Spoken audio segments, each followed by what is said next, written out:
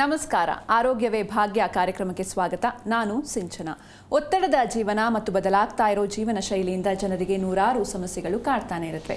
ಅದರಲ್ಲೂ ಇತ್ತೀಚಿನ ದಿನಗಳಲ್ಲಿ ಆರ್ಥ್ರೈಟಿಸ್ ಸಮಸ್ಯೆ ಹೆಚ್ಚಾಗ್ತಾ ಇದೆ. ಇನ್ನು ಈ ಆರ್ಥ್ರೈಟಿಸ್ ಸಮಸ್ಯೆ ಅಂದ್ರೇನು, ಇದು ಯಾವ ರೀತಿ ಕಾಣಿಸಿಕೊಳ್ಳುತ್ತೆ, ಈ ಸಮಸ್ಯೆ ಕಾಣಿಸಿಕೊಂಡ ಮೇಲೆ ಹೋಮಿಯೋಪತಿನಲ್ಲಿ ಚಿಕಿತ್ಸೆ ಹೇಗೆ, ನಮ್ಮ ಆಹಾರ ಪದ್ಧತಿ ಹೇಗಿರಬೇಕು, ಲೈಫ್ ಸ್ಟೈಲ್ ಮಾಡಿಫಿಕೇಶನ್ ಯಾವ ರೀತಿ ಮಾಡ್ಕೊಳ್ಬೇಕು, ಇದೆಲ್ಲದರ ಕುರಿತು ತಿಳಿಸಿಕೊಡಲು ನಮ್ಮ ಜೊತೆ ಇದ್ದಾರೆ ಹೋಮಿಯೋಕೇರ್ ಇಂಟರ್ನ್ಯಾಷನಲ್ನ ವೈದ್ಯರಾಗಿರುವಂತಹ ಡಾಕ್ಟರ್ ಮಂಜುನಾಥ್ ಗಣೇಶ್ ಅವರು. ಬನ್ನಿ ಅವರನ್ನ ಕಾರ್ಯಕ್ರಮಕ್ಕೆ ವೆಲ್ಕಮ್ ಮಾಡೋಣ. Hello doctor, welcome to the show. ನಮಸ್ತೆ. ಎಸ್ ಡಾಕ್ಟರ್, ಇವತ್ತು ನಾವು ಈ ಆರ್ಥ್ರೈಟಿಸ್ ಅಂದರೆ ಸಂಧಿವಾತ ಸಮಸ್ಯೆ ಬಗ್ಗೆ ಮಾತಾಡ್ತಾ ಇದ್ದೀವಿ. ಮೊದಲಿಗೆ ಈ ಆರ್ಥ್ರೈಟಿಸ್ ಅಂದರೆ ಏನು ಡಾಕ್ಟರ್? ಇವಾಗ ನಾರ್ಮಲ್ ಆಗಿ ಸಂಧಿವಾತ ಅಂತ ಹೇಳಿದ್ರೂ ಕನ್ಫ್ಯೂಷನ್ ಇರುತ್ತೆ, ಆರ್ಥ್ರೈಟಿಸ್ ಅಂದ್ರೂ ಕನ್ಫ್ಯೂಷನ್ ಇರುತ್ತೆ. ಸೊ ಜಾಯಿಂಟ್ ಪೇಯ್ನ್, ಈಗ ಜಾಯಿಂಟ್ ಪೇಯ್ನ್ ಅಂದರೆ ನಮ್ಮ ಕೈಗಳ ಬೆರಳುಗಳಲ್ಲಿ ಗಂಟು ನೋವು ಇರ್ಬೋದು, ಅಥವಾ ನಮ್ಮ ರೆಸ್ಟ್ ಪೇಯ್ನ್ ಇರ್ಬೋದು, ಅಥವಾ ನಮ್ಮ ಮಂಡಿ ನೋವು ಇರ್ಬೋದು. ಸೊ ಈ ಥರದನ್ನೆಲ್ಲ ನಾವು ಜಾಯಿಂಟ್ ಪೇಯ್ನ್ ಅಂತ ಹೇಳ್ತೀವಿ. So medical terminology is arthritis, ಕನ್ನಡದಲ್ಲಿ ಅದನ್ನು ನಾವು ಸಂಧಿವಾತ ಅಂತ ಕರಿತೀವಿ. ಸೊ ಈಗ ಜಾಯಿಂಟ್ ಪೇಯ್ನ್ ಅಂತ ಹೇಳಿದ ತಕ್ಷಣ ಏನಾಗುತ್ತೆ ಅಂತ ಹೇಳಿದ್ರೆ, ಒಂದರಿಂದ ಒಂದು ಮೂಳೆಗಳು ಕೂತಿರ್ಬೋದು, ಅಥವಾ ಒಂದೇ ಜಾಗದಲ್ಲಿ 3 ಮೂಳೆಗಳಿರ್ಬೋದು, ಅಥವಾ ಹಲವಾರು ಮೂಳೆಗಳಿರ್ಬೋದು. ಸೊ ನಿಮ್ಮ ಕೈಯಲ್ಲಿ ಏನು ರಿಸ್ಟ್ ಅಂತ ಹೇಳ್ತೀವಿ, ಹಲವಾರು ಮೂಳೆಗಳು ಸೇರಿಕೊಂಡು ಅದೊಂದು ಏರಿಯಾ ಆಫ್ ಅ ಕ್ಲಸ್ಟರ್ ಆಗಿಬಿಡುತ್ತೆ ಅಲ್ಲಿ. ಸೊ ಈ ಥರ ಜಾಗದಲ್ಲಿ ನೀವು ನೋವನ್ನು ಅನುಭವಿಸ್ತಾ ಇದ್ದರೆ, ಪ್ಲಸ್ ನಿಮ್ಮ ಮೂಮೆಂಟ್ ರಿಸ್ಟ್ರಿಕ್ಷನ್ಸನ್ನು ನೀವು ನೋಡ್ತಾ ಇದ್ದರೆ, ನೀವು ಅಂದರೆ ಮೂವ್ ಮಾಡೋಕ್ಕಾಗಲ್ಲ, ಹಿಡಿಯೋಕ್ಕಾಗಲ್ಲ, ಗ್ರಿಪ್ಪಿಂಗ್ ಸಿಗ್ತಾ ಇಲ್ಲ, ಪ್ಲಸ್ ಆ ಜಾಗದಲ್ಲಿ ಒಂದು ಸ್ಟಿಫ್ನೆಸ್ಸು, ಸ್ವೆಲ್ಲಿಂಗ್, ಈ ಥರದನ್ನು ನೀವು ನೋಡ್ತಾ ಇದ್ದು, ಇದು ಕೆಲವು ದಿನಗಳಿಂದ ತಿಂಗಳುಗಳಿಗೆ ವರ್ಷಾನುಗಟ್ಟಲೆ ನಿಮ್ಮನ್ನು ಕಾಡ್ತಾ ಇದ್ದರೆ ನಾವು ಇದನ್ನು ಆರ್ಥ್ರೈಟಿಸ್ ಅಂತ ಕರಿಬೇಕಾಗುತ್ತೆ. Otherwise it is simply a joint pain, temporary. ಎಲ್ಲೋ ಏನೋ ಸ್ಟ್ರೈನ್ ಮಾಡಿದ್ರೆ, ಏನೋ ಭಾರದ್ದು ಏನೋ ಎತ್ಕೊಂಡು ಹೋದ್ರಿ, ಅಥವಾ ಜಾಸ್ತಿ ಏನೋ ಹಬ್ಬದ ಟೈಮಲ್ಲಿ ಲಟ್ಟಿಸ್ಬಿಟ್ರಿ, ಇಲ್ಲ ಆ ಥರದ್ದು ಏನಾರು ಆಯಿತು, ಸ್ಟ್ರೈನ್ ಆಯಿತು, ಫೈನ್, ನೀವು ರೆಸ್ಟ್ ತೊಗೊಂಡ್ರಿ, ಆ ಕೆಲಸ ಅಲ್ಲಿಗೆ ಮುಗೀತು ಅಂದರೆ ನಾರ್ಮಲ್. ಆದರೆ you cannot call this as arthritis. So ಅಲ್ಲಿಂದ ಪ್ರಾರಂಭ ಆಗಿ 1 ತಿಂಗಳಾಯಿತು, 2 ತಿಂಗಳಾಯಿತು, 3 ತಿಂಗಳಾಯಿತು ಅಂತ ಹೇಳಿ ಬಂದಾಗ then we tell this as arthritis. So it's a simple example of arthritis. Okay doctor, ಇನ್ನು ಈ ಸಮಸ್ಯೆ ಬರೋದಕ್ಕೆ ಕಾರಣಗಳೇನು ಅಂತ?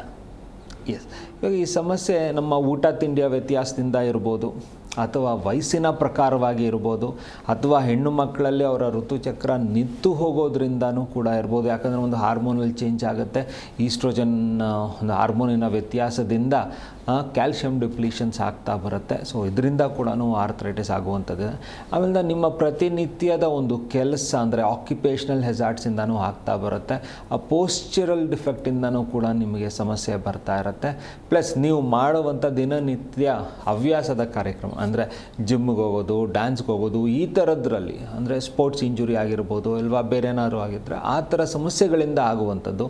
ಅಥವಾ ನೀವು ಎಲ್ಲೋ ಟ್ರಕ್ಕಿಂಗ್ ಹೋಗಿದ್ರಿ, ಅಲ್ಲೇನೋ ಒಂದು ಕಾಡಲ್ಲಿ ಏನೋ ತೊಂದರೆ ಆಯಿತು, ಒಂದು ಗಾಯ ಆಯಿತು, ಅದು ದೊಡ್ಡದಾಗ್ತಾ ಬಂತು, ಅದರಿಂದ ಸಮಸ್ಯೆ ಆಗ್ಬೋದು. ಆ್ಯಂಡ್ ಇವನ್ ಸೆಕ್ಷುವಲಿ ಟ್ರಾನ್ಸ್ಮಿಟೆಡ್ ಡಿಸೀಸ್ಗಳಿಂದನೂ ನಿಮಗೆ ನೋವುಗಳನ್ನು ನೀವು ಅನುಭವಿಸ್ಬೋದು.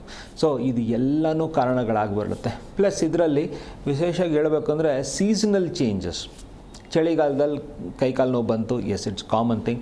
ಸಮ್ಮರಲ್ಲಿ ಏನೂ ಇಲ್ಲ, ರೈನಿ ಸೀಸನಲ್ಲಿ ಸ್ವಲ್ಪ ಬಂತು. So this is also seasonal, ಇದು ಒಂದು ಕಾರಣ. ಯಾಕಂದರೆ ಸಡನ್ನಾಗಿ ಫ್ಲಕ್ಸ್ ಆದರೆ ಸಮಸ್ಯೆ ಬರುತ್ತೆ. ಯಾಕಂದರೆ ಇಂಡೋರಲ್ಲಿದ್ದರೆ ಎ ಸಿಯಲ್ಲಿ ಇರ್ತೀರ, ಔಟ್ಡೋರಲ್ಲಿದ್ದರೆ ಬಿಸಿಲಲ್ಲಿರ್ತೀರ, ಆ ಫ್ರ್ಯಾಕ್ಷನ್ ಆಫ್ ಸನ್ಲೈಟು ನಿಮಗೆ ಅದು ತಡ್ಕೊಳಕ್ಕಾಗ್ತಾ ಇರಲ್ಲ ಅಂತ ಹೇಳಿದ್ರು ಸಮಸ್ಯೆಗೆ ಬರ್ತಾ ಇದ್ದೀರ ಅಲ್ಲಿ ನೀವು. ಸೊ ನಾನಲ್ಲಿ ಊಟ ತಿಂಡಿಯ ವ್ಯತ್ಯಾಸ ಅಂತ ಹೇಳಿದೆ, ಇಲ್ಲಿ ಮೈಟ್ ಬಿ ಬಿಕಾಸ್ ಆಫ್ ಮಾಲ್ ನ್ಯೂಟ್ರಿಷನ್ಸಿಂದ ಇರ್ಬೋದು, ಅಥವಾ ನೀವು ತೊಗೊಳ್ತಾ ಇರೋ ಊಟ ಎಲ್ಲ ಕರೆಕ್ಟಾಗಿದೆ, ನಿಮ್ಮ ಬಾಡಿಯಲ್ಲಿ ಅದು ಅಬ್ಸಾರ್ಬ್ ಆಗ್ತಾ ಇಲ್ಲ, ಇಟ್ ನಾಟ್ ಅಬ್ಸಾರ್ಬಿಂಗ್, ಕ್ಯಾಲ್ಶಿಯಂ ನಿಮ್ಗೆ ಅಬ್ಸಾರ್ಬ್ ಆಗ್ತಾ ಇಲ್ಲ, ಸೊ ಕಡಿಮೆ ಆಗ್ತಾ ಇದೆ. So these are all the factors are ಕಾರಣಗಳು ಬೀಳುತ್ತೆ. Plus there is an auto immune condition also. What is that auto immune condition ಅಂತ ಹೇಳಿದ್ರೆ, ನಿಮ್ಮ ದೇಹದಲ್ಲಿ ಇರುವಂಥ ಸೆಲ್ಲೇನೆ ಪಕ್ಕದ ಸೆಲ್ಲು ನನಗೇನೋ ಎನಿಮಿ ಇದೆ ಅಂತ ಫೈಟಿಂಗ್ ಮಾಡ್ಕೊಂಡು ಸಮಸ್ಯೆಗೆ ಬರುತ್ತೆ. Yes, there is also a condition it's called as rheumatic ಆರ್ಥ್ರೈಟಿಸಲ್ಲಿ ನಾವು ಇದನ್ನು ಹೇಳ್ತೀವಿ. ಇವಾಗ ನಾವು ಊಟ ತಿಂಡಿಯ ವ್ಯತ್ಯಾಸ ಅಂತ ಹೇಳಿದಾಗ ಕ್ಯಾಲ್ಶಿಯಂ ಕಡಿಮೆ ಆದಾಗ ಆಸ್ಟಿಯೋ ಆರ್ಥ್ರೈಟಿಸ್ ಆಯಿತು. ಏನೋ ನಾನು ಸ್ವಲ್ಪ ನಾನ್ ವೆಜ್ ತಿಂದೆ ಅಥವಾ ನೀರು ಕಡಿಮೆ ಕುಡಿದೆ ಅಂತ ಹೇಳಿ ಬಂದಾಗ ಗೌಟಿ ಆರ್ಥ್ರೈಟಿಸ್ ಆಗ್ಬೋದು. ವಿಧವಾದ ಆರ್ಥ್ರೈಟಿಸ್ಗಳಿಗೂ ಈ ಥರ ಒಂದು ಪ್ಯಾಟರ್ನಲ್ಲಿ ಕಾರಣಗಳು ಬೀಳುತ್ತೆ. ಓಕೆ ಡಾಕ್ಟರ್, ಇನ್ನು ಈ ಸಮಸ್ಯೆಗಳ ಲಕ್ಷಣಗಳೇನು ಅಂತ? ಇವಾಗ ನಾರ್ಮಲ್ ಆಗಿ ಒಂದು ಜಾಯಿಂಟ್ ಪೇಯ್ನ್ ಅಂತೇಳಿದ್ರೆ ನೋವಿದೆ, ಸ್ವೆಲ್ಲಿಂಗ್ ಆಗುತ್ತೆ, ಸೊ ರಿಸ್ಟ್ರಿಕ್ಷನ್ ಆಗುತ್ತೆ, ನಿಮಗಲ್ಲಿ ಸ್ಟ್ರೆಂತ್ ಕಡಿಮೆ ಆಗುತ್ತೆ. ಸೊ ಈ ಥರದನ್ನು ನೀವು ಅನುಭವಿಸ್ತಾ ಇದ್ದರೆ, ಒಂದು ದಿನದಿಂದ ಹಲವಾರು ದಿನಗಳಿಗೆ ನೀವು ಅನುಭವಿಸ್ತಾ ಇದ್ದರೆ, ಅಥವಾ ತಿಂಗಳಾನುಗಟ್ಟಲೆ ವರ್ಷಾನುಗಟ್ಟಲೆ ನಾವು ಅನುಭವಿಸ್ತಾ ಇದ್ದರೆ ನಾವು ಅದನ್ನು ಆರ್ಥ್ರೈಟಿಸ್ ಅಂತ ಕರಿತೀವಿ. ಸೊ ಈ ಆರ್ಥ್ರೈಟಿಸಲ್ಲೂ ಆಸ್ಟಿಯೋ ಆರ್ಥ್ರೈಟಿಸ್ ಅಂದರೆ ಒಂದು ಪೇಯ್ನ್ ಇರುತ್ತೆ, ಒಂದು ರಿಸ್ಟ್ರಿಕ್ಟೆಡ್ ಮೂಮೆಂಟ್ ಇರುತ್ತೆ, ಸ್ಟಿಫ್ನೆಸ್ ಇರುತ್ತೆ, ಮೈಲ್ಡ್ ಸ್ವೆಲ್ಲಿಂಗ್ ಇರುತ್ತೆ ನಿಮಗೆ. ಅಂದಾಗ ಕಟಕಟ ಅಂತ ಹೇಳ್ಬಿಟ್ಟು ಬೋನಿ ಅಪರ್ಚರ್ ಲಾಸ್ ಆದಾಗ ಒಂದು ಸೌಂಡ್ ನೀವು ಕೇಳ್ಕೊಳ್ತಾ ಇರ್ತೀರ. ಸೊ ಅದು ಆರ್ಥ್ರೈಟಿಸ್ಗೆ ಬೀಳುತ್ತೆ. ಫಾರ್ ಆಸ್ಟಿಯೋ ಆರ್ಥ್ರೈಟಿಸ್ ಅಡಲ್ಟ್ ಇರ್ಬೋದು, ಯಂಗ್ ಅಡಲ್ಟ್ ಇರ್ಬೋದು, ಫೀಮೇಲ್ಸಲ್ಲಿ ಇದು ಕ್ವೈಟ್ ಕಾಮನ್. ರುಮ್ಯಾಟಿಕ್ ಆರ್ಥ್ರೈಟಿಸಲ್ಲಿ ಅದೇ ಗಂಟು ಬಿಸಿಯಾಗಿರುತ್ತೆ, ಮುಟ್ಟೋದಕ್ಕೆ ದಪ್ಪ ಆಗಿರುತ್ತೆ, ಕೆಂಪಗೆ ಕಾಣ್ತಾ ಇರುತ್ತೆ, and it is very fancily. What is the difference ಅಂತ ಹೇಳಿದ್ರೆ ಆಸ್ಟಿಯೋ ಆರ್ಥ್ರೈಟಿಸಲ್ಲೂ ಇದೇ ಥರ ಇದೆ, ಬಟ್ ಇಲ್ಲಿ ಏನು ಫ್ಯಾನ್ಸಿ ಅಂದರೆ ಟೂ ಜಾಯಿಂಟ್ಸ್, ಐಡೆಂಟಿಕಲ್ ಜಾಯಿಂಟ್ಸ್, ಅಂದರೆ ರೈಟ್ ರಿಸ್ಟಲ್ಲಿದ್ದರೆ ಲೆಫ್ಟ್ ರಿಸ್ಟಲ್ಲೂ ಕೂಡ ಇರುತ್ತೆ, ರೈಟ್ ನೀಯಲ್ಲಿದ್ದರೂ ಲೆಫ್ಟ್ ನೀಯಲ್ಲೂ ಕೂಡ ಇರುತ್ತೆ. ಅಂದರೆ ಇಟ್ ಇಸ್ ಸಿಮೆಟ್ರಿಕಲ್ ಎಫೆಕ್ಷನ್ಸ್ ಅಂತ ಹೇಳ್ತೀವಿ. ಅದೇ ಥರನೇ ಒಂದು ಹೆಜ್ಜೆ ಹಿಂದಕ್ಕಿರುವಂಥದ್ದು ಝೀರೋ ನೆಗೆಟಿವ್ ಆರ್ಥ್ರೈಟಿಸ್. ಇಲ್ಲಿ ಬರೀ RA ಫ್ಯಾಕ್ಟ್ರ್ ಒಂದೇ ಕಮ್ಮಿ ಇರುತ್ತೆ, ಮಿಕ್ಕಿದ CRP ಎಲ್ಲನೂ ಜಾಸ್ತಿ ಇರುತ್ತೆ. ಸೊ ಒಂದು ಹೆಜ್ಜೆ ಹಿಂದೆ ಇದೆ ರುಮ್ಯಾಟಿಕ್ ಫ್ಯಾಕ್ಟ್ರಿಂದ, ಸೊ ಅದರಿಂದ ಝೀರೋ ನೆಗೆಟಿವ್ ಆರ್ಥ್ರೈಟಿಸು. ಸೊ ಊಟ ತಿಂಡಿಯ ವ್ಯತ್ಯಾಸದಲ್ಲಿ ನಿಮಗೆ ಗೌಟಿ ಆರ್ಥ್ರೈಟಿಸ್ ಬಂದಾಗ, ಅಂದರೆ ಯೂರಿಕ್ ಆ್ಯಸಿಡ್ ಲೆವೆಲ್ಸ್ ಹೆಚ್ಚಾದಾಗ ನಿಮ್ಮ ನೋವು ಎಲ್ಲ ಆರ್ಥ್ರೈಟಿಸ್ಗಳಕ್ಕಿಂತನೂ ವರ್ಸ್ಟ್ ಆಗಿರುತ್ತೆ. ಈವನ್ ಬಟ್ಟೆ ತಗಲಿದ್ರೂ ನೀವು ಬಾಯಿ ಬಡ್ಕೊಳ್ತೀರಾ, ಗಾಳಿ ಹೊಡೆದ್ರೂ ನೀವು ಬಾಯಿ ಬಡ್ಕೊಳ್ತೀರಾ, ಒಂದು ಸ್ಲೈಟೆಸ್ಟ್ ಮೂಮೆಂಟ್ ಇದ್ದರೂ ಬಾಯಿ ಬಡ್ಕೊಳ್ತೀರಾ. ಇಲ್ಲಿ ಪ್ರಿಕ್ಕಿಂಗ್ ಬರ್ನಿಂಗ್ ಪೇಯ್ನನ್ನು ನೀವು ಅನುಭವಿಸ್ತೀರಾ. ಯಾಕಂತ ಹೇಳಿದ್ರೆ ಸೊ ಇದರ ಯೂರಿಕ್ ಆ್ಯಸಿಡ್ ಸೆಟಲ್ಮೆಂಟ್ಸು ವೇಕೆಂಟ್ ಸೈಟಲ್ಲಿ ಸ್ಲಮ್ ಡೆವಲಪ್ಮೆಂಟ್ ಥರ. ಸೊ ಇಲ್ಲೇನಾಗುತ್ತೆ, ಮುಳ್ಳುಗಳ ಥರ ಅದು ನಿಂತ್ಕೊಂಡ್ಬಿಡುತ್ತೆ, ಸ್ವಲ್ಪ ಮೂಮೆಂಟ್ ಆದ್ರೂ ಸಮಸ್ಯೆಗೆ ಬರುತ್ತೆ. So you can correlate that. So ಇಲ್ಲಿ ವ್ಯತ್ಯಾಸ ಏನಾಗ್ತದೆ ಅಂದರೆ ನಿಮ್ಮ ಬಾಡಿಯಲ್ಲಿರೋ ಅಂಥದ್ದು ಪ್ಯೂರಿನ್ ಡೈಜೆಷನಲ್ಲಿ ಯೂರಿಕ್ ಆ್ಯಸಿಡ್ ಹೆಚ್ಚಾದಾಗ ನಿಮ್ಮಲ್ಲಿ ಸಮಸ್ಯೆಗಳು ಉಂಟಾಗ್ತಾ ಬರುತ್ತೆ. So this is a dietary ಕಂಡೀಷನಲ್ಲಿ. ಸೊ ಇದರಲ್ಲಿ ಇವನ್ ಬಟ್ಟೆ ಮುಟ್ಟಿದ್ರೂ ನೋವಾಗುತ್ತೆ. ಆಮೇಲೆ ಕೋಲ್ಡ್ ಅಟ್ರಾಕ್ಟಿಂಗ್ ಏರಿಯಾಗಳಲ್ಲಿ ಸಮಸ್ಯೆ ಬರುತ್ತೆ. ಸೊ ಅದೇ ಥರನೇ ನಿಮ್ಮ ಈ ಬ್ಯಾಕ್ಟೀರಿಯಲ್ ಕಂಡೀಷನ್ಸ್ಗಳಿಂದ ಬರುವಂಥದ್ದು ನಾರ್ಮಲ್ಲಾಗಿ ಏನೋ ಕಚ್ಚಿ ಆಯಿತು, ಡೆವಲಪ್ಮೆಂಟ್ ಆಯಿತು ಅಂದರೆ ಅಲ್ಲಿ ಬಿಸಿ ಇರುತ್ತೆ, ಒಂದು ಇರಿಟೇಷನ್ ಇರುತ್ತೆ. Certain times involvement of the ಜಾಯಿಂಟಲ್ಲೂ ಕೂಡ ಸಮಸ್ಯೆ ಇರುತ್ತೆ, ಪಸ್ ಬರ್ಬೋದು, ಈ ಥರದ ಸಮಸ್ಯೆಗಳನ್ನು ನೀವು ಅನುಭವಿಸ್ಬೋದು. ಸೊ ರುಮ್ಯಾಟಿಕ್ ಆರ್ಥ್ರೈಟಿಸಲ್ಲಿ ಒಂದು ಹೇಳಬೇಕು ಅಂದರೆ ಜ್ವರ ಬರುವಂಥ ಪ್ಯಾಟರ್ನ್ ಇರುತ್ತೆ. ನಿಮ್ಮ ನೋವು ಹೆಚ್ಚಾಗ್ತಾ ಇದ್ದಂಗೆ ಜ್ವರ ಬರ್ತಾ ಹೋಗುತ್ತೆ. ಸೊ ನೋವು ಕಡಿಮೆ ಆಗ್ತಾ ಇದ್ದಂಗೆ you are completely normal. So this is a phase. So 2 ತಿಂಗಳಲ್ಲಿ ಒಂದು ಸತಿ ಈ ಥರ ಪಿಕಪ್ ಆಗ್ಬೋದು, ಅಥವಾ ತಿಂಗಳಲ್ಲೂ ಕೂಡ ಆಗ್ಬೋದು, ಒಬ್ಬೊಬ್ರಿಗೆ ಒಂದೊಂದು ವಾರದಲ್ಲೂ ಕೂಡ ಆಗ್ಬೋದು. So that is the severity which is normally seen in rheumatic arthritis. Okay doctor, ನೀವು ಟೈಪ್ಸ್ಗಳ ಬಗ್ಗೆ ಹೇಳಿದ್ರಿ, ಇನ್ನೊಂದು ಸ್ವಲ್ಪ ಎಕ್ಸ್ಪ್ಲೇನ್ ಮಾಡೋದಾದರೆ ಯಾವೆಲ್ಲ ಟೈಪ್ಸ್ಗಳಿವೆ ಆರ್ಥ್ರೈಟಿಸ್ನಲ್ಲಿ ಅಂತ. ಎಸ್, ಇವಾಗ ಟೈಪ್ಗಳನ್ನೇ ಪರ್ಟಿಕ್ಯುಲರಾಗಿ ಹೇಳಬೇಕಂದ್ರೆ ಜನರಲ್ಲಾಗಿ ನಾವು ಕೇಳುವಂಥದ್ದು ಅಂತ ಹೇಳಿದ್ರೆ ಆಸ್ಟಿಯೋ ಆರ್ಥ್ರೈಟಿಸ್. ಈ ಆಸ್ಟಿಯೋ ಆರ್ಥ್ರೈಟಿಸು ಪುರುಷರು ಸ್ತ್ರೀಯರಲ್ಲಿ ಇದ್ದೇ ಇರುತ್ತೆ. ಅಂದರೆ ವಯಸ್ಸಾಗಿರೋ ಪುರುಷರಲ್ಲಿ, ಇವನ್ ಯಂಗ್ ಅಡಲ್ಟ್ಸಲ್ಲಿ ನಾವು ನೋಡ್ತಾ ಇದ್ದೀವಿ. That is because of their occupational hazard. So ಸ್ತ್ರೀಯರಲ್ಲಿ ಅವರ ಋತುಚಕ್ರ ನಿಂತು ಹೋದ ಮೇಲೆ when they attain menopause, so ಅಲ್ಲಿ ಅವರಿಗೆ ಸಮಸ್ಯೆ ಬರುತ್ತೆ because on hormonal change and depletion of calcium. Normally this is considered as osteo arthritis. Next, rheumatic arthritis is an autoimmune condition where the corresponding cells ಇನ್ನೊಂದು ಪಕ್ಕದಲ್ಲಿರೋ ಸೆಲ್ಲನ್ನು enemy ಅಂತ consider ಮಾಡಿ fighting ಮಾಡಿ ಸೆನೋವಿಯಲ್ ಏರಿಯಾಗಳಲ್ಲಿ ಇರುವಂಥದ್ದೆಲ್ಲ fluid ಎಲ್ಲ ಚೆಲ್ಲೋಗಿ ಅಲ್ಲಿ ರಕ್ತನಾಳಗಳು ಬಂದು ಅಲ್ಲಿ ಅದು ಬಿಸಿಯಾಗಿ ಗಟ್ಟಿಯಾಗಿ ಸೋಲನ್ನಾಗಿ ನಿಮ್ಮ ಸಿಮೆಟ್ರಿಕಲ್ ಎಫೆಕ್ಷನ್ಸಲ್ಲಿ ತೋರಿಸುತ್ತೆ. This is rheumatic arthritis. This is an autoimmune condition. Even hereditary ಕೂಡ ಇರ್ಬೋದು ಇದರಲ್ಲಿ. ಸೊ ತಂದೆ ತಾಯಿಯಲ್ಲಿದೆ, ಮಕ್ಕಳಲ್ಲಿ ಬರುವಂಥ ಸಾಧ್ಯತೆ 60% ಅಷ್ಟು ಇದ್ದೇ ಇದೆ. ಸೊ ಝೀರೋ ನೆಗೆಟಿವ್ ಆರ್ಥ್ರೈಟಿಸ್ ಅಂದರೆ ಬರೀ only RA factor is missing, there rest all is same ಅಂತ ಹೇಳ್ಬೋದು. ಗೌಟಿ ಆರ್ಥ್ರೈಟಿಸ್ ನಾನು ಹೇಳ್ತಾ ಇದ್ದೆ, ಊಟ ತಿಂಡಿ ಹೆಚ್ಚು ಕಡಿಮೆ, ಯೂರಿಕ್ ಆ್ಯಸಿಡ್ ಲೆವೆಲ್ಸ್ ಶೂಟಪ್ ಆಗುತ್ತೆ. ಇಲ್ಲಿ ನಿಮ್ಗೆ ಇದರಿಂದ ಡೆಪಾಸಿಟ್ಸ್ ಆಗಿರೋದ್ರಿಂದ ನಿಮ್ಮಲ್ಲಿ ನೋವು ಬರ್ತಾ ಇರುತ್ತೆ. ಸೊ ಅದೇ ಥರನೇ ಆಕ್ಯುಪೇಷ್ನಲ್ ಹೆಜಾರ್ಡ್ಸು, ಸ್ಪೋರ್ಟ್ಸ್ ಇಂಜುರೀಸು, ಆಮೇಲಿಂದ ರೋಡ್ ಟ್ರಾಫಿಕ್ ಆಕ್ಸಿಡೆಂಟ್ಸ್ಗಳಲ್ಲಿ ನಿಮ್ಮ ಜಾಯಿಂಟ್ ಮೇಲೆ ಬಲವಾದ ಏಟನ್ನು ಬಿದ್ದಾಗ ಸೊ ನೀವು ಅಲ್ಲಿ ಆರ್ಥ್ರೈಟಿಕ್ ಸಮಸ್ಯೆ, ಯಾಕಂದರೆ ಇದು 3 ತಿಂಗಳು 6 ತಿಂಗಳು 1 ವರ್ಷದವರೆಗೂ ಎಳ್ಕೊಂಡು ಹೋಗ್ತಾ ಇರುತ್ತೆ. So this is how it is. And in sports injuries and road traffic injuries ಅಂದರೆ ಆ ಜಾಯಿಂಟ್ಗಳಲ್ಲಿ ಇರುವಂಥ ಸಣ್ಣ ಮಸ್ಕ್ಯುಲೇಚರ್ಸು, ಕಾರ್ಟಿಲೇಜಸ್ಸು, ಟೆಂಡಾನ್ಸು, ಇದರ ಡ್ಯಾಮೇಜ್ಗಳಾಗುತ್ತೆ. ಸೊ ಇದರಿಂದನೂ ಕೂಡ ನಾವು ಆರ್ಥ್ರೈಟಿಸ್ ನೀವು ನೋಡ್ಬೋದು. ಏನೋ MRI ಮಾಡಿಸೋದಪ್ಪ ACL ಟೇರ್ ಅಂತ ಹೇಳ್ಬಿಟ್ಟಿದ್ದಾರೆ ಅಂತ ಹೇಳ್ಬೋದು, ಅಥವಾ ಮಿನಿಸ್ಕಸ್ ಟೇರ್ ಅಂತ ಹೇಳಿದ್ರೆ ನನಗೆ ಮಂಡಿ ಮೂವ್ ಮಾಡೋಕ್ಕೆ ನೋವಾಗುತ್ತೆ. Yes, these are all will come under that. Specific reasons ಆಗಿ ತೊಗೊಂಡು ಹೋಗುತ್ತೆ ಇದು. ಅದೇ ಥರನೇ ಸ್ಮಾಲ್ ಜಾಯಿಂಟ್ಸಲ್ಲಿ ನೋವು ಬರುತ್ತೆ. ನಾರ್ಮಲಿ ಇದನ್ನು ರೈಟರ್ಸ್ ಕ್ರ್ಯಾಂಪ್ ಅಂತ ನಾವು ಫ್ಯಾನ್ಸಿಯಾಗಿ ಕರಿತೀವಿ. ಕೈಗಳಲ್ಲಿ ನೋವು ಬರುತ್ತೆ. ನಾರ್ಮಲಿ ಹೆಚ್ಚಾಗಿ ಬರೆಯೋರಂಥವ್ರಲ್ಲಿ ಟೈಪಿಂಗ್ ಮಾಡುವಂಥಲ್ಲಿ ಮೊದಲಿನ ಕಾಲದಲ್ಲಿ ಇರ್ತಿತ್ತು. There is a point fracture in them, especially typing ಮಾಡೋರಲ್ಲಿ ಬೆರಳುಗಳಲ್ಲಿ ಒಂದು ಫ್ರ್ಯಾಕ್ಚರ್ ಆಗುವಂಥದ್ದಿತ್ತು. ಆ ಒಂದು ಸ್ಪರ್ ಡೆವಲಪ್ಮೆಂಟಿಂದ ನೋವಾಗ್ತಾಯಿತ್ತು. ಈ ನಡುವೆ ಹೆಚ್ಚಿಗೆ ಟೈಪಿಂಗ್ ಇಲ್ಲ, ಬಟ್ ಸಾಫ್ಟ್ ಕೀಬೋರ್ಡ್ಸ್ ಯೂಸ್ ಮಾಡ್ತೀರಾ. ಬಟ್ ಇವಾಗಲೂ ನಾವು ಅದು ಸ್ಮಾಲ್ ಜಾಯಿಂಟ್ಸಲ್ಲಿ ಪೇನ್ಗಳನ್ನು ನಾವು ನೋಡ್ತಾ ಇರ್ತೀವಿ. ಹಲವಾರು ಪೇಷಂಟ್ಗಳಲ್ಲಿ ಇದ್ದಾರೆ ಅಲ್ಲಿ. So these are all the few conditional where the arthritis is been divided accordingly. Okay doctor, ಇನ್ನು ಈ ಸಮಸ್ಯೆ ಯಾವ ಏಜ್ನವರಲ್ಲಿ ಕಾಮನ್ ಆಗಿಬಿಟ್ಟಿದೆ ಅಂತ? ಇವಾಗ arthritis is common in everybody ಅಂತ ಹೇಳ್ಬೋದು. ಯಾಕಂತ ಹೇಳಿದ್ರೆ, one is dietary patterns are changing and lot of people ಇಲ್ಲಿ ಏನು ಮಾಡ್ತಾರೆ ಅಂತ ಹೇಳಿದ್ರೆ, ಒಂದು ಡಯಟನ್ನು ಏನೇನೋ ಫಾಲೋ ಮಾಡೋದಕ್ಕೆ ಹೋಗ್ತಾರೆ ಇಲ್ಲಿ. ಸೊ ಸಡನ್ನಾಗಿ ಯಾರೋ ಹೇಳಿದ್ರು ನಾನು ಸಣ್ಣ ಅದೇ 5 kg ಕಡಿಮೆ ಇದೆ, ನಾನು ಈ ಡಯಟ್ ಫಾಲೋ ಮಾಡಿದೆ, ಇನ್ನೊಬ್ರು ಅವರು ಸ್ಟಾರ್ಟ್ ಮಾಡ್ತಾರೆ. ಅದನ್ನು ಬಿಟ್ಟು ಇನ್ಯಾರೋ ಹೇಳಿದ್ರು ನಾನು ಹೆಲ್ತಿ ಆಗಿದ್ದೀನಿ, ಸ್ಕಿನ್ನೆಲ್ಲ ಚೆನ್ನಾಗಿದೆ ಅಂತ, ಫಿಟ್ ಆಗಿದ್ದೀನಿ, ಇನ್ನೊಂದೇನೋ ಡಯಟ್. ಈ ಥರ constant changing of the diet will damage your digestive system and the flora fauna of your body. So this is also one of reason.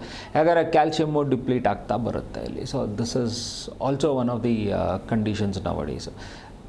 Second thing ಅಂತ ಬಂತು ಅಂತ ಹೇಳಿದ್ರೆ, ಇಲ್ಲಿ especially when you go to the gouty arthritis ಕಂಡೀಷನ್ಸಲ್ಲಿ ಏನಾಗುತ್ತೆ ಅಂತ ಹೇಳಿದ್ರೆ, ನಿಮ್ಮ ಊಟ ತಿಂಡಿಯ ವ್ಯತ್ಯಾಸ.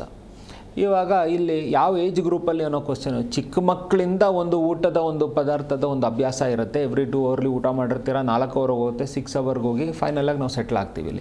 ಇಲ್ಲಿ ಊಟ ತಿಂಡಿಯ ವ್ಯತ್ಯಾಸಗಳು ಅಂತ ಹೇಳಿದ್ರೆ, ವೆಜಿಟೇರಿಯನ್ ಆಗಿ ಸ್ಟಾರ್ಟ್ ಮಾಡಿ ನಾನ್ ವೆಜಿಟೇರಿಯನ್ ಆಗಿ ಕನ್ವರ್ಟ್ ಆದಾಗ ಸ್ವಲ್ಪ ಜನರಲ್ಲಿ ಸಮಸ್ಯೆ ಬರುತ್ತೆ. Those people are more prone to have gouty arthritis.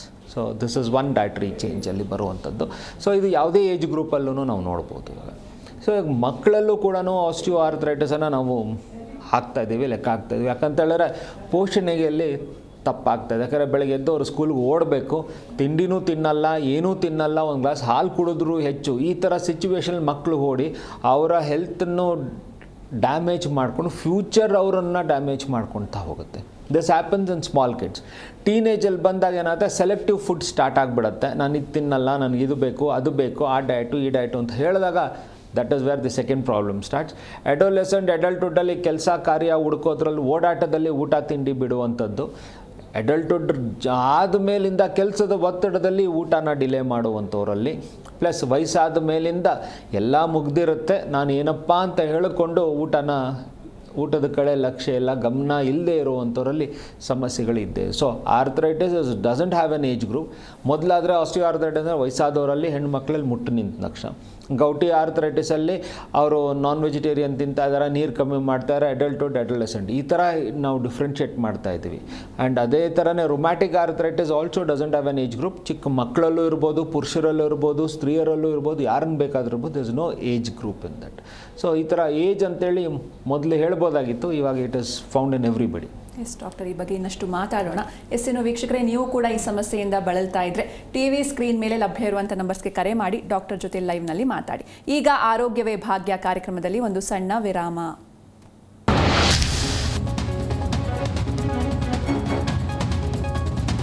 ನಿಮ್ಮ ಶಿಕ್ಷಣ ಸಂಸ್ಥೆಗಳು, ಶಿಕ್ಷಕರು ಹಾಗೂ ವಿದ್ಯಾರ್ಥಿಗಳಿಗೆ ಸುಭಾಷ್ ಚಂದ್ರ ಶೋನ ಪ್ರಯೋಜನ ಪಡೆದುಕೊಳ್ಳಲು ಆಮಂತ್ರಣ ಕಳುಹಿಸಿ. ಮೇಲ್ ಟು ಜೂಹಿಜಾ @yoursaarthi@sach.org.in. ಸಂಗೀತ ಪ್ರೈಸ್ ಚಾಲೆಂಜ್ ಆನ್ಲೈನ್ ಇರಲಿ, ಸ್ಟೋರ್ನಲ್ಲಿ ಇರಲಿ, best price guarantee. 365 days damage protection, 70% discount ನಲ್ಲಿ ಹೊಸ ಫೋನ್ ಪಡೆಯಿರಿ. ಅದು ಫ್ಲವರ್ ಪಾಟ್ ಅಮ್ಮ, ಬಾಂಬ್ ಅಲ್ಲ. ನಮ್ ಸೇಫ್ಟಿ ಎಲ್ಲ ಇರ್ಬೇಕಲ್ವಾ ಆಂಟಿ? ಎಲ್ಲದಕ್ಕೂ ಸೇಫ್ಟಿ ಅಂತಿದ್ದವರು ಚಿಟ್ ಫಂಡ್ ಅಂತ ದೊಡ್ಡ ರಿಸ್ಕ್ಗೆ ಕೈ ಹಾಕ್ಬಿಟ್ಟಿದ್ದೀರಾ. ಚಾದ್ರಿ ಚಿಟ್ಸ್ ಗವರ್ಮೆಂಟ್ ಅಪ್ರೂವ್ಡ್ ಕಂಪನಿ. ಕೂಡ ಚಾದ್ರಿ ಚಿಟ್ಸ್ ರಿಸ್ಕೇ ಇಲ್ಲ, ಖುಷಿನೇ ಇಲ್ಲ.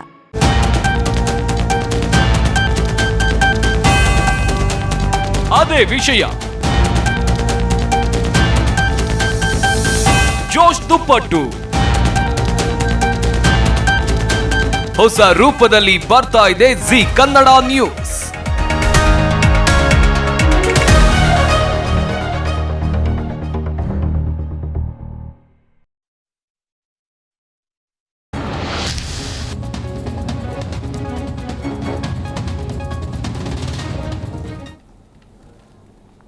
ವಿರಾಮದ ಬಳಿಕ ಆರೋಗ್ಯವೇ ಭಾಗ್ಯ ಕಾರ್ಯಕ್ರಮಕ್ಕೆ ಮತ್ತೊಮ್ಮೆ ಸ್ವಾಗತ. ಡಾಕ್ಟರ್ ಒಬ್ರು ಕಾಲರ್ ಇದ್ದಾರೆ, ಮಲ್ಲಮ್ಮ ಅಂತ ಮಾತಾಡ್ಸೋಣ. ನಮಸ್ತೆ ಮಾ. ನಮಸ್ತೆ ಓಕೆ, ಕಾಲ್ ಕಟ್ ಆಗಿದೆ. ನಮಸ್ತೆ. ನಮಸ್ತೆ ಅಮ್ಮ, ಎಲ್ಲಿಂದ ಕಾಲ್ ಮಾಡ್ತಿದ್ದೀರಾ? ನಾವು ಶಿವಮೊಗ್ಗ. ಓಕೆ, ಡಾಕ್ಟರ್ ಇದ್ದಾರೆ, ಮಾತನಾಡಿಮ್ಮ, ನಿಮ್ಮ ಸಮಸ್ಯೆ ಹೇಳ್ಕೊಳ್ಳಿ. ಹಲೋ. ಹಲೋ, ನಮಸ್ತೆ ಸರ್. ನಮಸ್ತೆ ಅಮ್ಮ, ಹೇಳಿ. ಅದೇ ನಮಗೆ ಎಡಗಾಲು ಮೊಣಕಾಲಿಂದ ಕೆಳಗಡೆ ಮೊಣಕಾಲು ಫುಲ್ಲು ನೋವು. ಹಾಂ ಸುಮಾರು ದಿವಸ ಆಯಿತು. Okay okay. ಏನೋ ಮೂಳೆ ಸಮಸ್ಯೆ ಇದೆ ಅಂತೇಳಿ ಆಗಿದೆಯಮ್ಮ, ಇಲ್ಲ ಅಂದರೆ ರಕ್ತನಾಳದ ಸಮಸ್ಯೆ ಇದೆಯಾ? ಅಲ್ಲ, ಮೂಳೆ ಏನಿಲ್ಲ, ಅದೇ ರಕ್ತನಾಳ ಇದೆ, ಬಟ್ ಹಾಗೆ ನೋವು, ತುಂಬಾ ನೋವು ಬರುತ್ತೆ. ಓಕೆ, ಯಾಕಂತ ಹೇಳಿದ್ರೆ ಮಂಡಿಯಿಂದ ಕೆಳಭಾಗ ಅಂತ ಹೇಳಿದ್ರೆ ನಾರ್ಮಲಿ ರಕ್ತನಾಳದ ಸಮಸ್ಯೆ ಅಂತ ಹೇಳಿದ್ರೆ ವೆರಿಕೋಸ್ ವೇನ್ಸಿನ ಸಮಸ್ಯೆ ಇದ್ದರೆ ನೀವು ಹೇಳುವಂಥದ್ದು ಇರುತ್ತೆ. ಅಥವಾ ಮಂಡಿಗೆ ಏನಾದರೂ ಏಟು ಬಿದ್ದಿದೆ, ಅಥವಾ ಕಾಲಲ್ಲಿರುವಂಥ ಮೇಯ್ನ್ ಮೂಳೆಗೆ ಏನಾದರೂ ಏಟು ಬಿದ್ದಿದೆ, ಶಿನ್ನಲ್ಲಿ ನೋವು ಅಂತ ಹೇಳಿದ್ರೆ ಎಲ್ಲೋ ಒಡ್ಕೊಂಡಿದ್ದಾಗ ನೋವು ಅಂತ ಹೇಳ್ತೀವಿ ನಾವು. ಸೊ ಅದನ್ನು ಎರಡೂ ಸಮಸ್ಯೆಗಳನ್ನು ಡಿಫ್ರೆನ್ಷಿಯೇಟ್ ಮಾಡಿ ಯಾವ ಕಾರಣದಿಂದ ಅಥವಾ ಯಾವ ಥರ ನೋವಿದೆ ಅಂತ ತಿಳ್ಕೊಂಡು ಸೂಕ್ತವಾದ ಚಿಕಿತ್ಸೆನ ಹೋಮಿಯೋ ಕೇರಲ್ಲಿ ನೀಡ್ಬೋದು.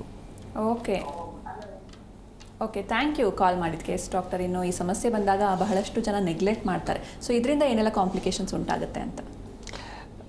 C why they neglect or what is that negligence ಅಂತ. ಒಂದು ಏನಂತ ಹೇಳಿದ್ರೆ, ನೋವಿದೆಯಲ್ಲ ಹೋಗುತ್ತೆ ಅನ್ನೋ ಒಂದು ಕೇವಲವಾದ ಮಾತು. ಇದು ಎಷ್ಟೋ ಬೆಟರ್. ಯಾಕಂದರೆ ನಾಳೆ ನೋವು ಆದರೆ ಡೈರೆಕ್ಟಾಗಿ ಡಾಕ್ಟ್ರನ್ನ ವಿಸಿಟ್ ಮಾಡ್ಬೋದು. ಸೆಕೆಂಡ್ ಥಿಂಗ್, ನೋವಿದೆ, ಒಂದೆರಡು ದಿನ ವೆಯ್ಟ್ ಮಾಡೋಣ ಅಂತ ಅಂದ್ಕೊಳ್ತಾರೆ. ಸ್ವಲ್ಪ ಓಡಾಡ್ತಾರೆ, ನೋವು ಹೆಚ್ಚಿಗಾದ ತಕ್ಷಣ ಪಾಪ ಪಕ್ಕದಲ್ಲಿ ಒಂದು ಮೆಡಿಕಲ್ ಸ್ಟೋರ್ ಇರುತ್ತೆ, ಅವ್ನು ಹೋಗಿ ತಲೆ ತಿಂದು ಒಂದು ಔಷಧಿ ತೊಗೊಳ್ತಾರೆ. ಸಿ ಹಿಯರ್ ದ ಪೇಯ್ನ್ ಕಿಲ್ಲರ್ಗಳನ್ನು ನೀವು ಯೂಸ್ ಮಾಡ್ತೀರಾ. This damages your complaint. ಯಾಕಂದರೆ ನೋವು ಮಾತ್ರ ಅಲ್ಲಿ ಕಡಿತವಾಗಿರುತ್ತೆ, ನಿಮಗಾಗಿರುವಂಥ ತೊಂದರೆ ಹೆಚ್ಚಾಗ್ತಾ ಬರುತ್ತೆ. Because you are not facing the pain and the damages increase. ಇಲ್ಲ, ನಿಮಗೆ ಪೇಯ್ನ್ ಕಿಲ್ಲರ್ಗಳನ್ನು ಸಿವಿಯರ್ ಆಗಿ ಕಂಡೀಷನ್ ಇದೆ, ತೊಗೊಂಡು ಒಂದು ರೆಸ್ಟನ್ನು ಮಾಡಿಕೊಂಡು ಹೀಲ್ ಆಗ್ತೀರಾ ಅನ್ನೋದು it is a one way of plan. But ಇಲ್ಲೇನಂದರೆ ಮೆಡಿಕಲ್ ಸ್ಟೋರ್ ಟ್ರೀಟ್ಮೆಂಟಲ್ಲಿ ಸಮಸ್ಯೆಗೆ ಬರ್ತೀರಾ. ಸೊ ಆದಷ್ಟು ಇದನ್ನು ಮಾಡಬೇಡಿ, because this will become a rebounce in you. So second thing, neglect ಮಾಡಿದ್ರೆ ಫಸ್ಟ್ ಆಗ್ತಾನೇ ಹೋಗುತ್ತೆ ಹೊರತು ಅದು ರಿವರ್ಸ್ ಆಗಲ್ಲ. ಇವಾಗ ಒಂದು ಸ್ಮಾಲ್ ಜಾಯಿಂಟ್ ಸಮಸ್ಯೆಯಲ್ಲಿ ಇದ್ದೀರಾ ನೀವು. ಸೊ ನಾಳೆಗೆ ನೀವು ಅದನ್ನು ಪರವಾಗಿಲ್ಲ ಇನ್ನೂ ಜಾಯಿಂಟ್ಗಳು ಇದೆಯಲ್ಲ ಬಂದರೆ ಹೋಗೋಣ ಅಂತೇಳೋ ಲೆಕ್ಕಾಚಾರದಲ್ಲಿ ಏನು ಮಾಡ್ತಾರೆ, ಬಿಗರ್ ಜಾಯಿಂಟ್ಸ್ ಎಫೆಕ್ಟ್ ಆದರೆ ಸಮಸ್ಯೆಗಳು ಜಾಸ್ತಿ ಆಗುತ್ತೆ. This leads in to worst complications. Second thing, operative ಕಂಡೀಷನ್ಸ್ಗೂ ಲೀಡ್ ಆಗಿ ಹೋಗ್ತೀರಾ. ಸೊ ಗೌಟಿ ಆರ್ಥರೈಟಿಸಲ್ಲಿ ಹೇಳಬೇಕು ಅಂತ ಹೇಳಿದ್ರೆ, ಏನೋ ನೋವಿದೆಯಲ್ಲ, ಚಳಿಗಾಲ ಬಂದಾಗ ಮಾತ್ರ ಆಗುತ್ತೆ, ನಾನ್ ವೆಜ್ ತಿಂದಾಗ ಮಾತ್ರ ಆಗುತ್ತೆ ಅಂತ ಅಂದ್ಕೊಂಡು ನೀವಲ್ಲಿ ನಿಮ್ಮ ಡಯಟನ್ನು ಪ್ಲಸ್ ಚಳಿಗಾಲನ ಓಡಿಸೋಕ್ಕಂತೂ ಆಗೋದಿಲ್ಲ. ಸೊ ಈ ಥರ ಸಮಸ್ಯೆಯಲ್ಲಿ ಬಂದಾಗ ನೀವೇನು ಮಾಡ್ತೀರಾ, ಆ ಜಾಗದಿಂದ ಅವಾಯ್ಡ್ ಮಾಡ್ಕೊಂಡು ನಿಮ್ಮ ಸಮಸ್ಯೆನ ವರ್ಸ್ಟ್ ಮಾಡ್ತೀರಾ. I think better is a medication there. ಅದರಿಂದ ಬೇರೆ ಕಂಪ್ಲೇಂಟ್ಸಿಂದ ಇನ್ನೊಂದು ಹೇಳೋದು ಮರ್ತೋಯ್ತು ನಾನು, ವೈರಲ್ ಆರ್ಥರೈಟಿಸ್ ಅಂತ ಹೇಳಿ ಒಂದು ಮಾತಿದೆ. ಅಲ್ಲೇನಾದಂದರೆ ನಿಮಗೆ ಇನಿಷಿಯಲಾಗಿ ಜ್ವರ ಬಂದಿರುತ್ತೆ, ಜ್ವರ ಹೋಗುತ್ತೆ, ಬಟ್ ನಿಮ್ಮ ಜಾಯಿಂಟ್ ಪೇನ್ಗಳು ಉಳ್ಕೊಂಬಿಡುತ್ತೆ. ಸೊ ಇಲ್ಲೂ ಕೂಡ ಇದು ನೆಗ್ಲಿಜೆನ್ಸಲ್ಲೇ ಹೋಯ್ತು. ಯಾಕಂದರೆ when you are telling your symptom or expressing yourself to the doctor, ಜ್ವರ ಇದೆ, ಮೈಕೈ ನೋವಿದೆ, ಗಂಟುಗಳೆಲ್ಲ ನೋವು ಆಗ್ತಾಯಿದೆ ಅಂತ ಸ್ಪೆಸಿಫೈ ಮಾಡಿ ಹೇಳಿದ್ರೆ treatment plan will change at the same time. So ಇಲ್ಲೇನಾಗುತ್ತೆ, ಅದನ್ನು ಹೇಳಲ್ಲ ಕರೆಕ್ಟಾಗಿ, ಬಿಕಾಸ್ ಆಫ್ ನೆಗ್ಲಿಜೆನ್ಸಿ. ಜ್ವರ ಹೋದರೆ ಸಾಕು ಅನ್ನೋ ಇದರಲ್ಲಿ ನೀವು ಇದನ್ನೆಲ್ಲ ಬಿಡ್ತೀರಾ, ಜ್ವರ ಹೋಯ್ತು, ಜಾಯಿಂಟ್ ಪೇನ್ಗಳು ಉಳ್ಕೊಳ್ತು. So this is where it becomes a complex conditions. So ಅದೇ ಥರನೇ ಸೆಕ್ಷುವಲ್ ಟ್ರಾನ್ಸ್ಮಿಟೆಡ್ ಡಿಸೀಸಲ್ಲಿ ಕಂಪ್ಲೀಟ್ ಆಗಿ ನೀವು ಒಂದು ಡಾಕ್ಟ್ರಿಗೆ ಗುಪ್ತವಾಗಿ ಹೇಳಿದಾಗ ನಿಮ್ಮ ಸಮಸ್ಯೆಗಳಿಗೆ ಚಿಕಿತ್ಸೆ ಎಲ್ಲ ರೀತಿಗಳಲ್ಲೂ ಸಿಗುತ್ತೆ. ಯಾಕಂದರೆ ನಾರ್ಮಲಿ ಗ್ರಾಯಿನ್ ಪೇಯ್ನ್ಸ್ ಬರುತ್ತೆ. ಸೊ ಸೆಕ್ಷುವಲಿ ಟ್ರಾನ್ಸ್ಮಿಟೆಡ್ ಡಿಸೀಸ್ಗಳಿಂದ ಇದರ ಒಂದು ಕಾಂಪ್ಲಿಕೇಶನ್ ಅಂದರೆ ಗ್ರಾಯಿನ್ ಪೇಯ್ನ್ಸು. ಅದನ್ನು ನೀವು ಯಾರಿಗೂ ಹೇಳ್ಕೊಳಕ್ಕಾಗದೇ ಇದ್ದಾಗ ಅದೇನಾಗುತ್ತೆ, ಹೆಚ್ಚಿಗಾಗ್ತಾ ಹೋಗುತ್ತೆ, ಸಮಸ್ಯೆಗಳು ಹೆಚ್ಚಿಗಾಗ್ತಾ ಹೋಗುತ್ತೆ. ಸೊ ಅದನ್ನು ನೋಡ್ಕೊಳ್ಳಿ. So these are the complications which you lead into ಕೊನೆಯದಾಗಿ ಅಂತ ಹೇಳಿದ್ರೆ ಜಾಯಿಂಟನ್ನು ರೀಪ್ಲೇಸ್ ಮಾಡೋವಂಥ ಸಿಚುವೇಷನ್ಗೆ ಹೋಗ್ತೀರ. ಎಷ್ಟೋ ಜನರಲ್ಲಿ ಅದು ಸಕ್ಸಸ್ ಆಗುತ್ತೆ, ಎಷ್ಟೋ ಜನರಲ್ಲಿ ಸಕ್ಸಸ್ ಆಗಲ್ಲ. Second thing, weight also matters here ಅಂತ ಹೇಳ್ಬೋದು. ಓಕೆ ಡಾಕ್ಟರ್, ಇನ್ನು ಈ ಸಮಸ್ಯೆಗೆ ಹೋಮಿಯೋ ಕೇರ್ನಲ್ಲಿ ಯಾವ ರೀತಿ ಟ್ರೀಟ್ಮೆಂಟ್ ಸಿಗುತ್ತೆ ಅಂತ? ಈಗ ಹೋಮಿಯೋ ಕೇರಲ್ಲಿ ನಾವು ಏನು ಮಾಡ್ತೀವಿ ಅಂದರೆ, ಯಾವುದೇ ಒಂದು ಪೇಷಂಟ್ ಬಂದಾಗ ಅವರ ಡೀಟೇಲ್ ಕೇಸ್ ಹಿಸ್ಟ್ರಿಯನ್ನು ತೊಗೊಳ್ತೀವಿ.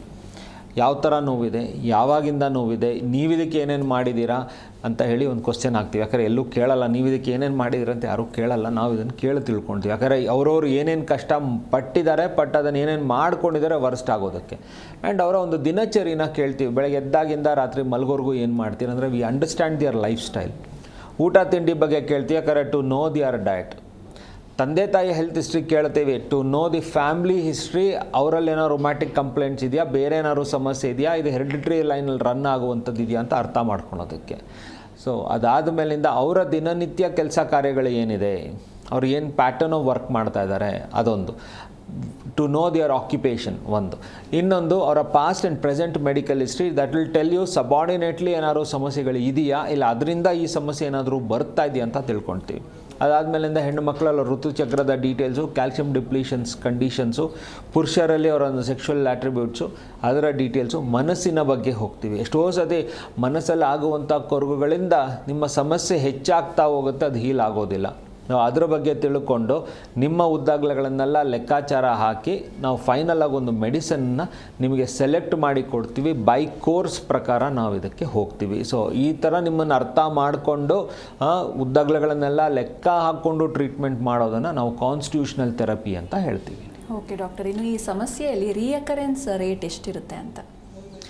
ಇವಾಗ ಆಸ್ಟಿಯೋ ಆರ್ಥರೈಟಿಸ್ ಒಂದು ಲೆವೆಲ್ಗೆ ನೀವು ಹೀಲ್ ಆಗ್ತೀರಾ, ಮೇಂಟೈನ್ ಮಾಡಿಕೊಂಡು ಹೋದರೆ ಮೇಂಟೆನೆನ್ಸ್ ಲೆವೆಲಲ್ಲೇ ಹೋಗುತ್ತೆ. ರಿಯಕರೆನ್ಸ್ ಎಲ್ಲ ಇದ್ದೇ ಇರುವಂಥದ್ದು. ಯಾಕಂದರೆ it's already damaged, you cannot heal back or make it normal. ಇವಾಗ ನೀವು 50, ನಿಮ್ಮ ಏಜ್ 50 ನೀವು ವಿಸಿಟ್ ಮಾಡಿದ್ದೀರಂದರೆ you can just come back around 5-10 years back ಬಂದು ಆ ಒಂದು ಜಾಯಿಂಟ್ ಸ್ಟೇಟಸ್ನ ಮೇಂಟೈನ್ ಮಾಡೋದು.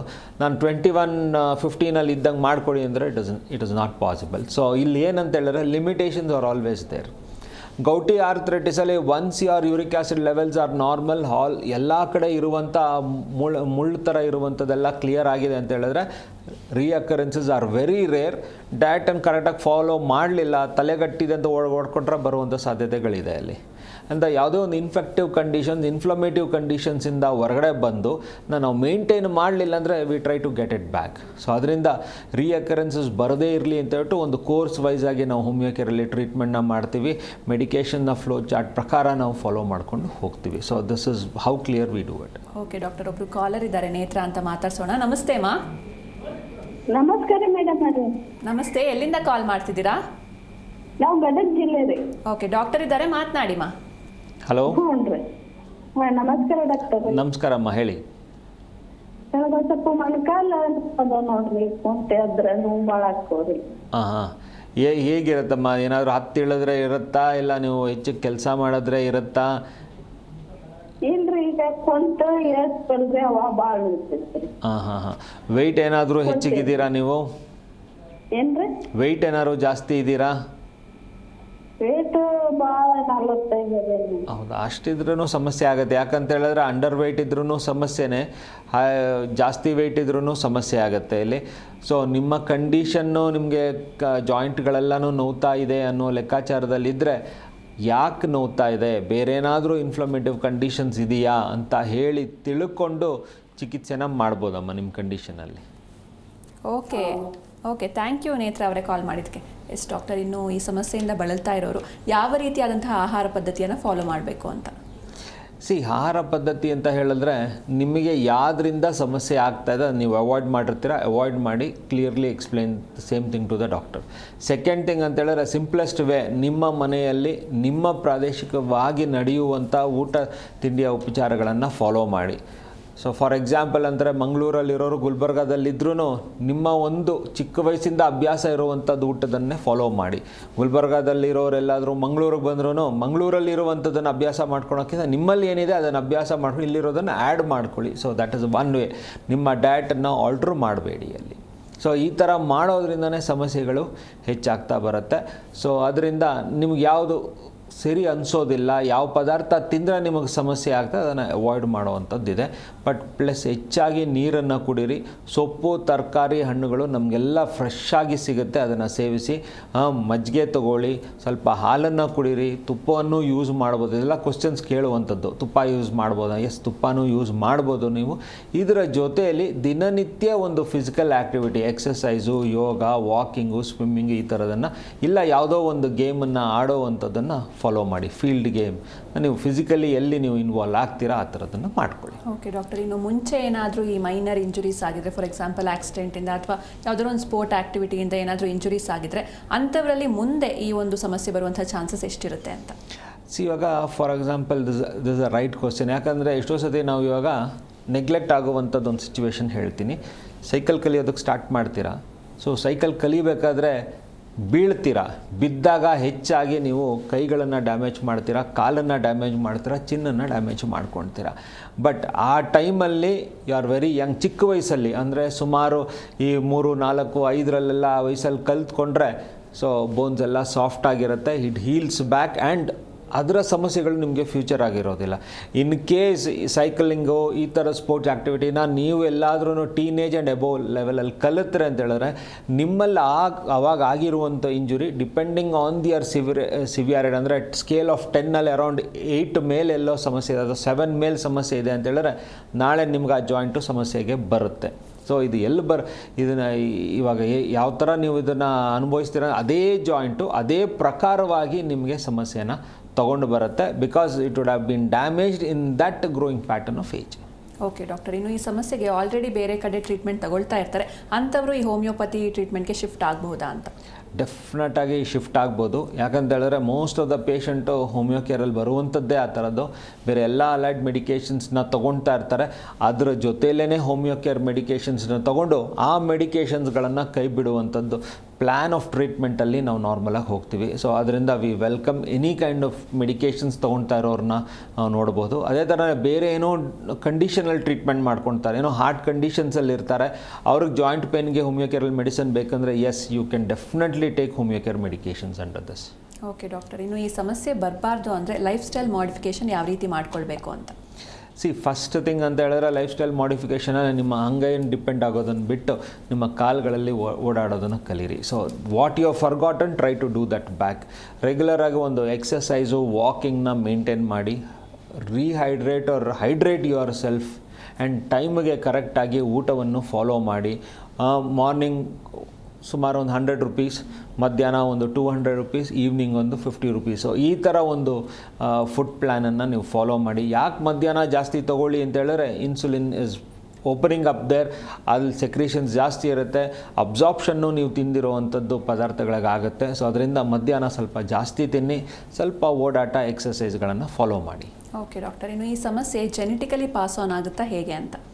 S, there are few conditions truly genetically pass on ಆಗುತ್ತೆ. ರುಮ್ಯಾಟಿಕ್ ಆರ್ಥರೈಟಿಸ್ ಪೇರೆಂಟ್ಸಲ್ಲಿದೆ ಅಂತ ಹೇಳಿದ್ರೆ 60% ಕಿಡ್ಸಲ್ಲಿರುತ್ತೆ. ಗೌಟಿ ಆರ್ಥರೈಟಿಸ್ ಪೇರೆಂಟ್ಸಲ್ಲಿದೆ ಅಂದರೆ 60% ಕಿಡ್ಡಲ್ಲಿರುತ್ತೆ.